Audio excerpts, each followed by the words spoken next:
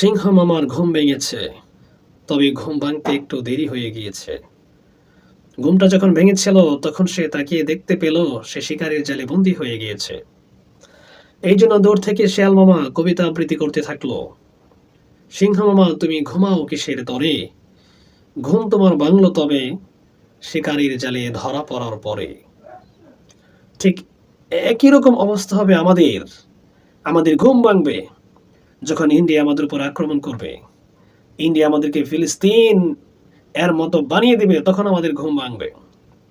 এই জন্যই আমাদের এখন থেকে উচিত খেয়ে না খেয়ে আমরা 3 বেলা খাবো না, আমরা 1 বেলা খাবো।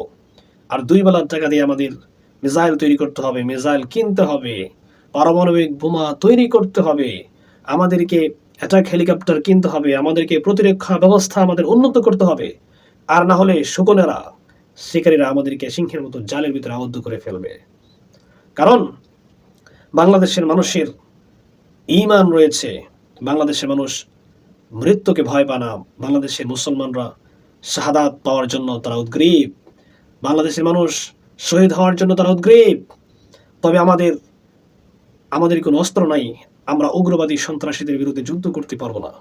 এই জন্য আমাদের মিসাইল প্রয়োজন, আমাদের অস্ত্রের প্রয়োজন।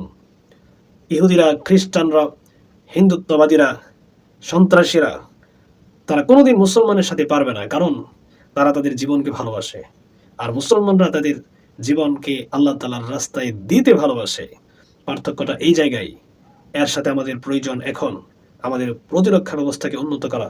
আমরা যে কোনো মুহূর্তে আমরা অ্যাটাক হতে পারি, আমরা অ্যাটাক হতে পারি। আমাদেরকে এখন থেকেই প্রস্তুতি গ্রহণ করা প্রয়োজন।